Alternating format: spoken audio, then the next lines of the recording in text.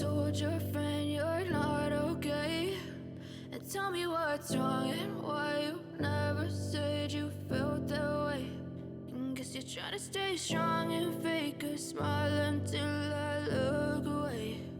But I've known you too long, it hurts to watch your blue eyes fade to gray as you fade away,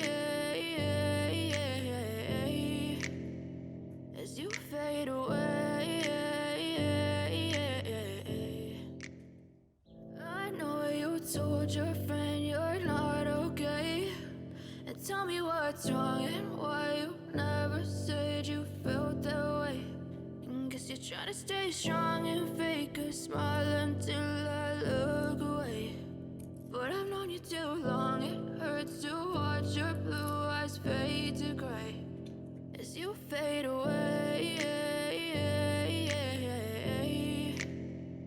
as you fade away.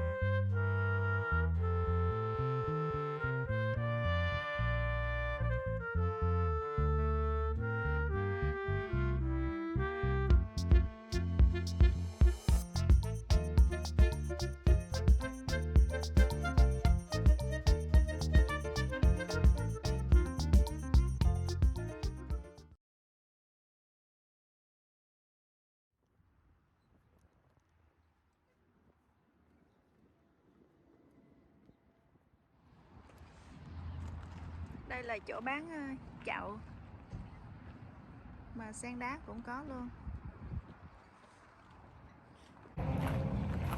Bây giờ mình đi vòng coi thử chỗ này bán cái gì. Ở này thì cũng quá sầm view đây cả nhà.